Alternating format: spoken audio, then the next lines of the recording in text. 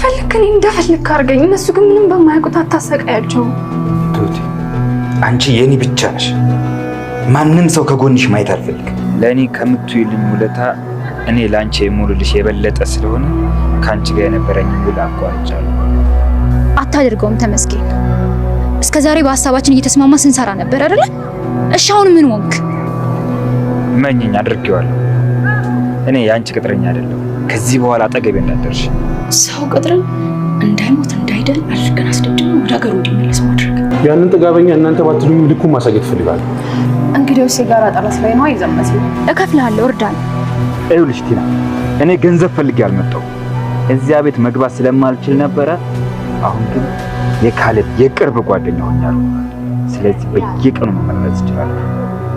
አሁን አንቺ ተስፋ ኧረ እዛ ቤት እንድትገባ ያደረኩህ እኮ እኔ ነኝ። እሱንማ አትርሳ። አረሰውት ውለታሻል። እየቀለድክብኝ ነው። ጎበዝ ቲና፣ አሁን ስራሽን ጨርሰሻል። ከዚህ በኋላ ያለኝ ስራ ይሄ ግማሹ ቀሪውን ሰውየው ሲጠፋ እሰጥሃለሁ። የዚህ ሰውዬ መጨረሻ ዛሬ ነው። አንድ ጎበዝ ጠበቃ አለ። እሱ ጋር የፍቺ ሂደት ላስጀምር እንደሄደ ነው የማውቀው። ምን? ማን ነው ይሄን ነገርሽ? ትሁት ነግራኛለች። እንዴት ይሄን ትነግርሻለች? ሚስጥር አይደለም እንዴ? ትሁት፣ ቆይ እዚህ ቤት ሚስጥር አይወራም ማለት ነው? ስታስጨንቀኝ ጊዜ ነው የነገርኳት። ታዲያ ብታስጨንቅሽ ይሄ መናገር ነበረብሽ። እንዴት ሚስጥር እንዳደረግን እያወቅሽ? ይቅርታ። እውነት ነው አባዬ?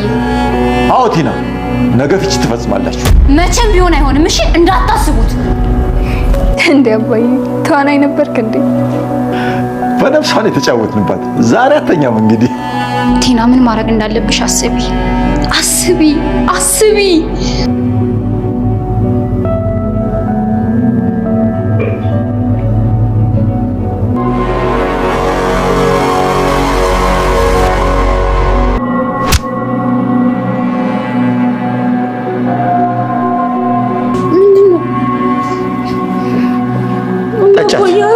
ጠጫት። ቲና ባለፈው የካሌብን አባት ለመግደል ሻይ ውስጥ የጨመረችው መርዝ በትሁት ምክንያት አልተሳካላትምና አሁን ደግሞ እሱ ቁጭ ብሎ መጽሐፍ እያነበበ የሚጠጣው ውሃ ውስጥ መርዝ ጨምራለች ማለት ነው። የካሌብም አባት የዋዛ ሰው አይደለምና እጇ ላይ የሆነ ለየት ያለ መርዝ የጨመረችበት ወረቀት ነገር ሲያይ ነው እዛ ጋር ያንን ውሃ እሷ እንድትጠጣ እያስገድዳት ያለው ማለት ነው። እሷ ደግሞ ውሃ ውስጥ ያለውን የጨመረችውን ነገር ስለምታውቅ ነው አሁን ላይ አይሆንም አባዬ እያለች ውሃውን ላለመጠጣት እምቢ እያለችው ያለችው ማለት ነው እንጂ ውሃውን ቢጠጣና ሽማግሌው ቢሞት ደስ ይላት ነበር። ያው ዛሬ በጣም ተናዳለች። በተለይ ደግሞ እሱና ትሁት የሰሩባት ድራማ በጣም አናዷታል። እዛ ጋር እነሱ ያወሩላት ነገር እውነት መስሏት ነው። ካሌብ የት ነው ያለው? የት ነው ሄደው? አላየሁትም ትናንትናና ዛሬ ስትላቸው ትሁት ደግሞ እዛ ጋር ፈጥራ የነገረቻት የሆነ ታዋቂ ጎበዝ የሚባል ጠበቃ አለ፣ እሱ ሊያናግረው ሄዷል፣ ለፍቻችሁ ጉዳይ ብላ ነው ያስደነገጠቻት። ቲና ያው አሁንም ካሌብን መፍታት አትፈልግም። እሱን ከፈታች ባዶ እጇን እንደምትቀር ታውቃለች። ስለዚህ እሱን ፈታ ደግሞ ራሷን አደጋ ላይ መጣል ስለማትፈልግ ይሄንን የፍቺ ነገር እንደማትቀበል ደጋግማ ለሱም ለአባቱም ነግራው ነበርና አሁን ደግሞ ካሌብ በድብቅ የሆነ ጎበዝ ጠበቃ አለ፣ እሱ ሊያናግር ሄዷል፣ ፍቺያችሁን ነገ ትፈርማላችሁ ብሎ እዛ ጋር የካሌብ አባት ሲያወራት በዚህ ነገር በጣም ተናዳለችና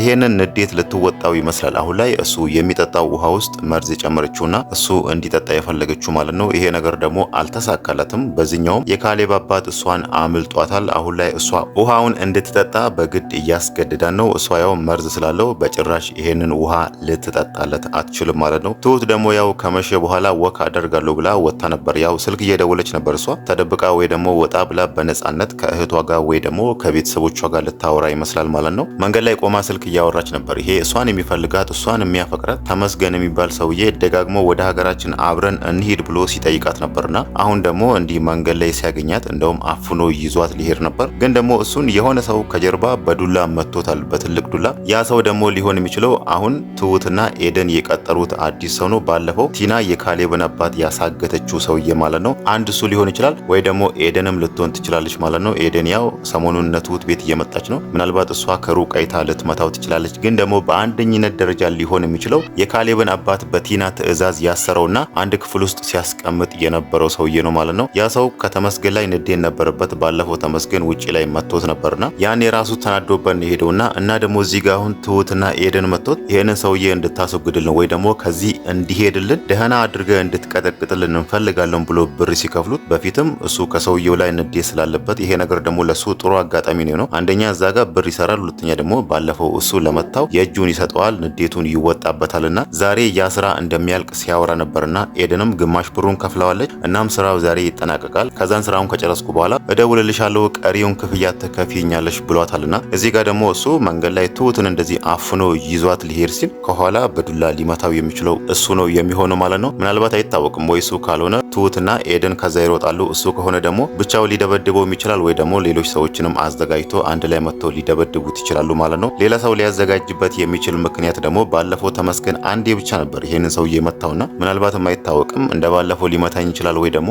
አሸንፎኝ ሊደበድበኝ ይችላል በሚለው እዛ ጋር ትንሽ ፍራቻ ተጭሮበት ሌሎች ሰዎችንም አዘጋጅቶ መጥቶ አንድ ላይ ሊቀጠቅጡት ይችላሉ ማለት ነው። ይሄ መንገድ ግን እዚህ ጋር ትሁትና ኤደን የመረጡት መንገድ ሌላ ሰው ፈልገን ደህና አድርገን አስደብድበን ከዚህ እንዲጠፋ እናደርጋለን ያሉት መንገድ የሚሰራ አይመስልም። ያው እነሱ ይሄኛው መንገድ ይሰራል፣ ተመስገንም ሲደበደብ ፈርቶ ወደ ሀገሩ ይመለሳል የሚለውን ነገር አስቦ ነው። ይሄ ነገር ደግሞ የሚሆን ነገር አይደለም። ተመስገን ያው እስካሁን እንዳየ ነው ቀላል ሰው አይደለምና በዛ ላይ ሽጉጥ ይዟል። እንደዚህ ደግሞ ተደብድቦ እዚህ ጋር ራሱ ቢሸነፍና ቢደበደብ ራሱ ከዛም በኋላ ደግሞ ለመበቀል ወይ ደግሞ አንቺ ነሽ እንደዚህ አስደረግሽን በሚለው ትሁትን አፉኖ ይዞ ለመሄድም ሊሞክር ይችላል። ዛሬ እንደውም ቤታቸው በነበረ ጊዜ እሷን ሲያስፈራራት የነበረው የሆነ ነገር ታረጊና እንደሰማሁት ወሬ ከካሌብ ጋር ትጋቢና ካሌብንም አባቱንም አንገቱን ቆርጬ ነው ሰርግሽ ላይ ስጦታ የማመጣልሽ ብሏታልና እዚህ ጋር ደግሞ እሷን እቺ ያስደበደበች ሰው ቀጥራ የሚለውን ነገር ከሰማ ምናልባትም በዛ ንዴት እሷ ላይ ወይ ደግሞ ካሌብና የካሌብ አባት ላይም ጉዳት ሊያደርስ ይችላል ማለት ነው እንጂ እነሱ እዛ ጋር እንዳሰቡት ተመስገን ደበደቡኝ ብሎ ፈርቶ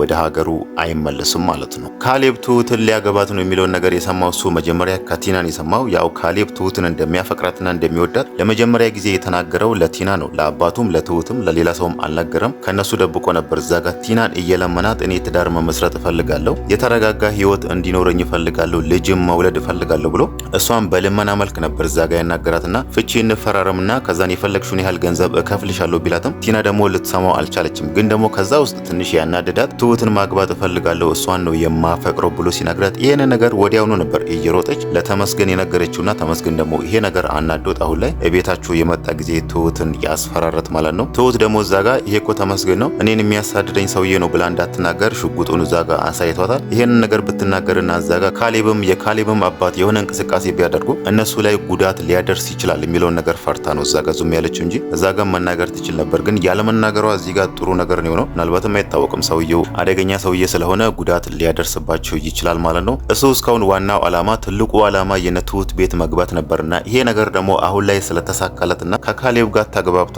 ጓደኝነት መስርቶ እዛ ቤት እንደፈለገ መምጣት ሲችል አሁን ላይ ቲና እንደማታስፈልገውና ድጋሚ አጠገቢው አትደርሺ ብሎ ነው እንደውም ያስጠነቀቃት። በፊት ግን ውላቸው እንደዚህ አልነበረም። እኔም እጠቅምሃለሁ አንተም ጥቀምኝ በሚለው ነበር ሁለቱም የተስማሙት። አሁን ደግሞ ተመስገን እዚህ ጋር የሚፈልገውን ነገር ሲያገኝ ቲናን አሁን ላይ እኔ አጠገብ አትደርሺ፣ እኔ ያንቺ ቅጥረኛ አይደለሁም፣ ካሁን በኋላ አንቺ አታስፈልግኝም ብሎ ካጠገቡ አባሯታል ማለት ነው። ቲና ደግሞ ይሄ ነገር በጣም አስደንግጧታል። መጀመሪያ ላይ ከተመስገን ጋር ስትገናኝና ተመስገን አደገኛ ሰው መሆኑን ስትረዳ በጣም ደስ ብሏት ነበር። እሷ እንደውም በብዙ ነገር ያግዘኛል እናም ደግሞ እዛ ጋር የምፈልገውን የነ ካሌብን ንብረት ራሱ በሱ እገዛ አገኛለሁ ብላ ነበር ያሰበችው። ግን ደግሞ እሱ አሁን ላይ ተቀይሮባት እሷ አጠገቡ እንዳትደርስ ነግሯታል ማለት ነው። ቲና ደግሞ አሁን ላይ ምንም ነገር ማድረግ አችልም፣ መጀመሪያም አንተ ማማከር አልነበረብኝም ብላ ስትቆጭ ነበርና ለዛም ነው አሁን ላይ እዚህ ጋር የካሌብን አባት ለራሴ ላድርገው ለራሴ ይሄንን ችግሬ ልወጣው በሚለው እዛ ጋር እሱ የሚጠጣው ውሃ ውስጥ መድኃኒት እየጨመረችውና እሱም ከሽፎባታል። ከዚህ በኋላ ምን እንደምታረግ አይታወቅም። እነሱ ደግሞ ለምን እሷን ከዛ ቤት እንደማያባረሩ ራሱ ግልጽ አይደለም። እዛ ጋር እሷ ፍቺ ካልፈለገች እኮ ካሌብ እዚህ ጋር ሄዶ የህግ ባለሙያ አማክሮ እኔ እሷን አልፈልጋትም እንደዚህ ብሎ ያለውን ንብረት ያለኝ ንብረት ተካፍለን ከሷ ጋር ፍቺ መፈጸም እፈልጋለሁ ብሎ በህጋዊ መንገድ እሷን ቢከሳት ቲና እዚህ ጋር ምንም ነገር ማድረግ አልችልም። የካሌብ አባት ነግሮታል። እዛ ጋር እኮ ካሌብ ሄዶ ቢከስሽ እኮ በግድሽ ትፋቸዋለሽ ብሏታል ማለት ነው። እዚህ ጋር ሄዶ እሱ ቢከሳት የሚደረገው እዛ ጋር አንተ ካልፈለክ ምንም ነገር ማድረግ አይቻልም፣ እሷ በግድ ከኔ ጋር ኑር ልትልህ አትችልም። ስለዚህ ያላችሁን ንብረት ተካፍላችሁ ሁለታችሁም የራሳችሁን ኑሮ ኑሩ ነው የሚባለው እንጂ እሷ እንደምትፈልገው ወይ ደግሞ እሷ አሁን ላይ እያደረገች እንዳለችው እሷ ካልፈለገች በቃ ምንም ነገር ማድረግ አይቻልም። ስለዚህ አብርሃት እንደ ባል ሆነ በግድ ኑር አይሉትም። ይሄ የሱ ፍላጎት ስለሆነ መጀመሪያ ላይ ተዋደውና ተፋቅሮ ትዳር አብሮ መስርቷል። ከጊዜ በኋላ ደግሞ እሷ ተቀይራለች።